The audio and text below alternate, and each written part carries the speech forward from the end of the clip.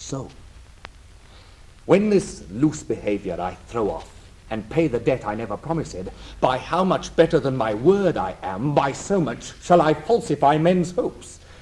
And like bright metal on a sullen ground, my reformation, glittering o'er my fault, shall show more goodly and attract more eyes than that which hath no foil to set it off. I'll so offend, to make offence a skill, redeeming time when men think least I will.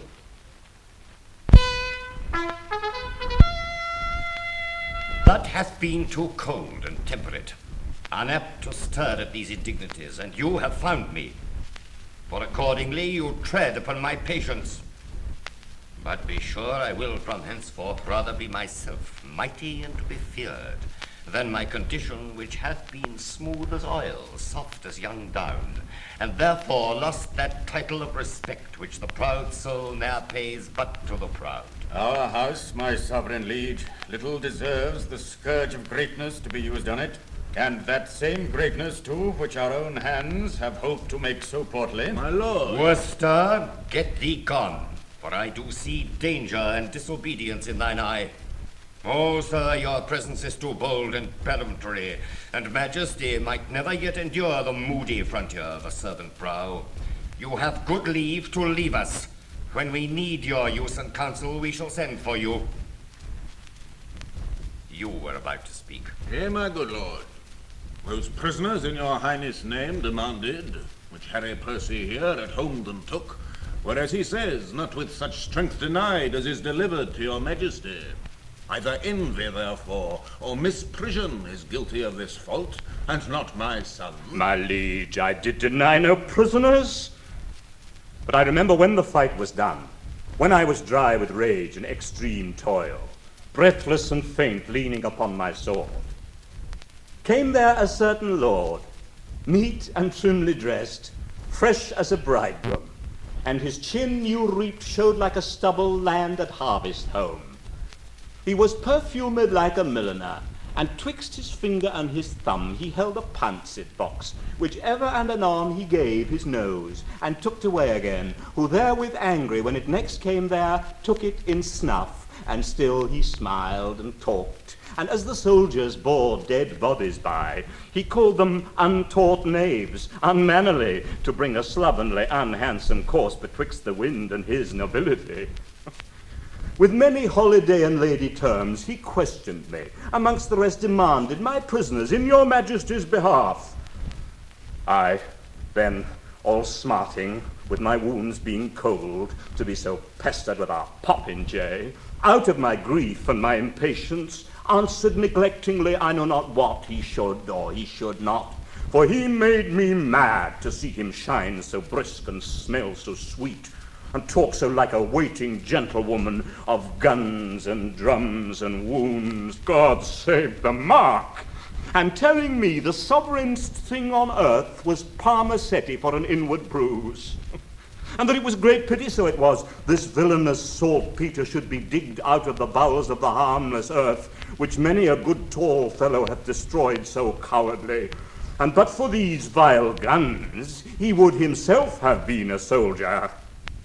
This bald, unjointed chat of his, my lord, I answered indirectly as I said, and I beseech you, let not his report come current for an accusation betwixt my love and your high majesty. The circumstance considered, good my lord, whate'er Lord Harry Percy then had said to such a person and in such a place at such a time, with all the rest retold, may reasonably die, and never rise to do him wrong, or any way impeach what then he said, so he unsaid now. Why, yet he doth deny his prisoners, but with proviso and exception that we, at our own charge, shall ransom straight his brother-in-law, the foolish Mortimer, who on my soul hath wilfully betrayed the lives of those that he did lead to fight against the great magician Dan Glendower, whose daughter, as we hear, that Earl of March hath lately married. Shall our coffers, then, be emptied to redeem a traitor home? Shall we buy treason, and indent with fears when they have lost and forfeited themselves? No, On the barren mountains let him starve.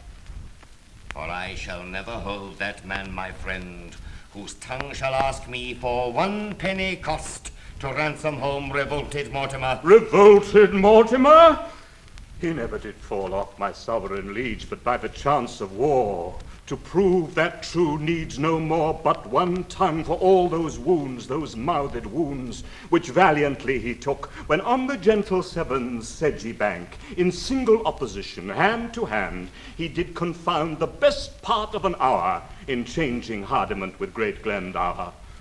3 times they breathed, and 3 times did they drink upon agreement of swift Severn's flood, who then, affrighted with their bloody looks, ran fearfully among the trembling reeds, and hid his crisp head in the hollow bank, blood-stained with these valiant combatants. Never did bare and rotten policy colour her working with such deadly wounds. Nor never could the noble Mortimer receive so many and all willingly. Then let him not be slandered with revolt. Thou dost belie him, Percy. Thou dost belie him. He never did encounter with Glendower. I tell thee, he dost as well have met the devil alone as own Glendower for an enemy. Art thou not ashamed? But, sirrah, henceforth let me not hear you speak of Mortimer. Send me your prisoners with the speediest means, or you shall hear in such a kind from me as will displease you. My Lord Northumberland, we license your departure with your son. Send us your prisoners, or you'll hear of it. And if the devil come and roar for them, I will not send them.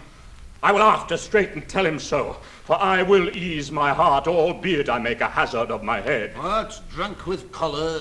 Stay and pause a while. Here comes your uncle. Speak of Mortimer? Zoons, I will speak of him, and let my soul want mercy if I do not join with him. Yea, on his part I'll empty all these veins, and shed my dear blood drop by drop in the dust, but I will lift the downtrodden Mortimer as high in the air as this unthankful king, as this ingrate and cankered Bolingbroke. Brother, the king hath made your nephew mad. Who struck this heat up after I was gone? He will forsooth have all my prisoners. And when I urged the ransom once again of my wife's brother, then his cheek looked pale, and on my face he turned an eye of death, trembling even at the name of Mortimer. I cannot blame him. Was not he proclaimed by Richard that dead is the next of blood? He was, I heard the proclamation. And then it was when the unhappy king, whose wrongs in us God pardon, did set forth upon his Irish expedition, from whence he intercepted did return to be deposed and shortly murdered.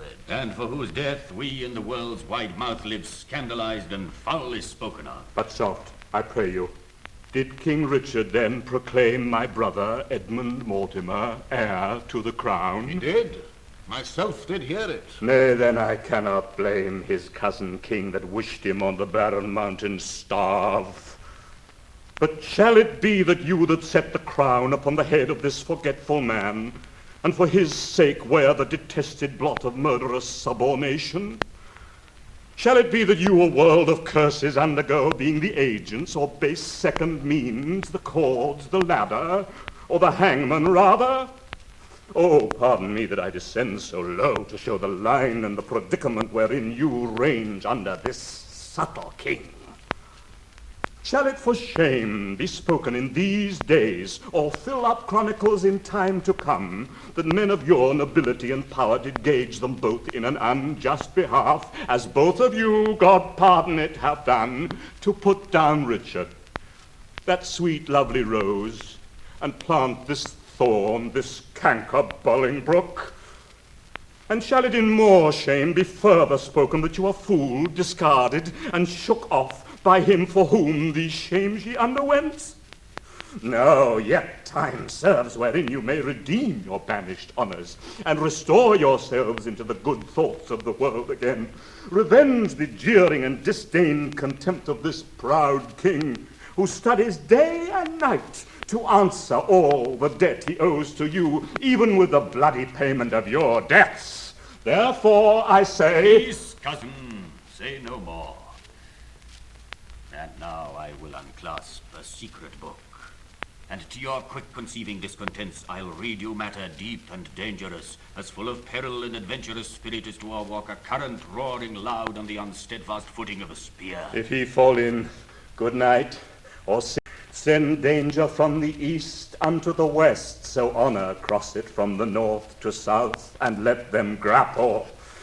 Oh, the blood more stirs to rouse a lion than to start a hare. Imagination of some great exploit drives him beyond the bounds of patience. By heaven, methinks it were an easy leap to pluck bright honor from the pale-faced moon, or dive into the bottom of the deep where fathom line could never touch the ground, and pluck up drowned honor by the locks, so he that doth redeem her thence might wear without currival all her dignities, but out upon this half-faced fellowship. He apprehends a world of figures here, but not the form of what he should attend. Good cousin, give me audience for a while. I cry you mercy. Those same noble Scots that are your prisoners, I'll keep them all. By God, he shall not have a Scot of them. Now, if a Scot would save his soul, he shall not. I'll keep them by this hand. you start away and lend no ear unto my purposes. Those prisoners you shall keep. Nay, I will. That's flat. He said he would not ransom Mortimer, forbade my tongue to speak of Mortimer. But I will find him when he lies asleep, and in his ear I'll holler, Mortimer. Nay, I'll have a starling, shall be taught to speak nothing but Mortimer, and give it him to keep his anger still in motion. Hear you, cousin, a word. All studies here I solemnly defy, save how to gall and pinch this Bolingbroke, and that same sword and buckler Prince of Wales.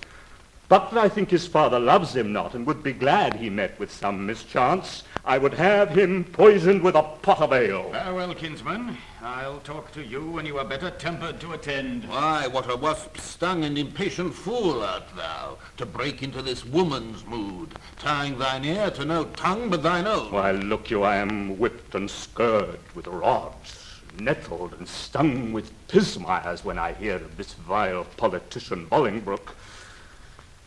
In Richard's time, what do you call the place? A plague upon't, it is in Gloucestershire. 'Twas where the madcap Duke his uncle kept, his uncle York, where I first bowed my knee unto this king of smiles, this Bolingbroke. 'Sblood when you and he came back from Ravensburg. And Berkeley Castle. You say true. Why, what a candy deal of courtesy this fawning greyhound then did proffer me. Look, when his infant fortune came to age, and gentle Harry Percy, and kind cousin, oh, devil take such cousiners, God forgive me.